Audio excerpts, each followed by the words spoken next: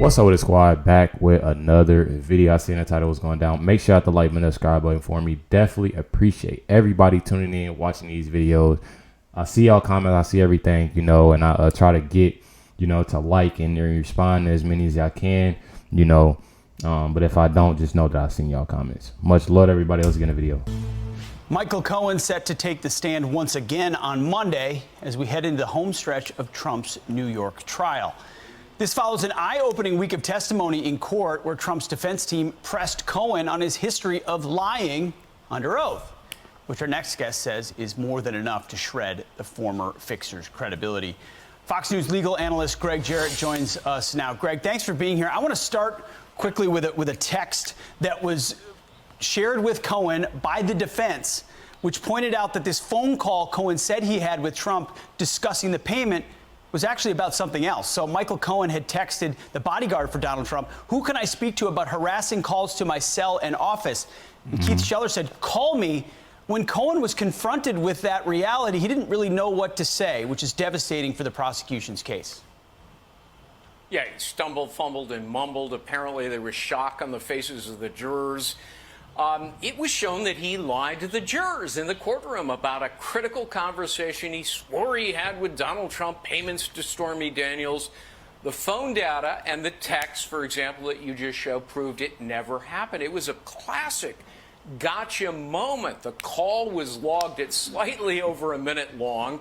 Text show he wasn't talking to Donald Trump. He was talking to Schiller, his aide, and telling him to sick the Secret Service on a little kid who's, 14 years old. I mean, it was devastating to Bragg's case. It invites the standard jury instruction that says if you find that a witness has lied to you about one thing, you may disregard all of that witness's testimony. The judge, I think, now has to give the instruction, and without Cohen, there is no case against Donald Trump. Nobody else ties him to any of the bogus crimes alleged in the indictment.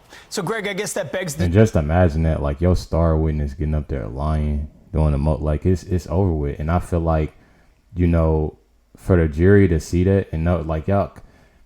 Come on. I mean, and I get so mad and angry at it because it's like it's right there in front of your face. It's right there in front of your face, I don't know, y'all. Strategic question of whether or not defense brings their own witnesses. And I'll pull up one more exchange that happened this week, which was Trump's attorney, Blanche, with Cohen. And he asked Cohen, "Do you remember telling him that you had nothing to do with President Trump and Cohen and could not cooperate?"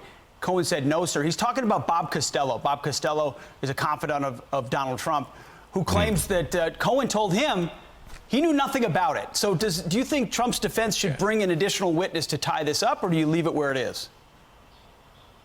I'd leave it. Costello was, for a time, Cohen's attorney. The attorney-client privilege has been waived by Cohen, which is stupid, but that's Cohen. Costello has the ability to annihilate the credibility of his former client. But look, I learned a long time ago in my first case, when you're witting, sit down, shut up, don't call any more witnesses, because you never know on cross-examination where that witness might get annihilated on cross-examination. So I frankly wouldn't do it.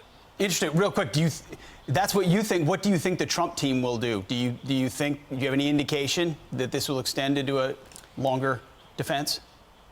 Look, I have no indication, but it's a very skilled defense team. I think they would agree with me.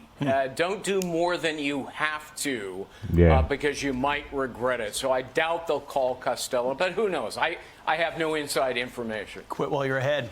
Greg Jarrett, you've been helping us break this case down the whole time. I feel like it's doing it as it is, though. My pleasure. I feel like it's naturally, you when you have obviously somebody that's lying. I mean, it's over with. Just like every other case that we've been looking at, we've been reviewing. But let me know y'all thoughts and comments down below. Definitely appreciate. Much love to everybody. Have a beautiful weekend. Have an amazing weekend. Be positive. And just have a great weekend. Pray that y'all definitely have an amazing weekend. But much love to everybody. Catch y'all on the next one.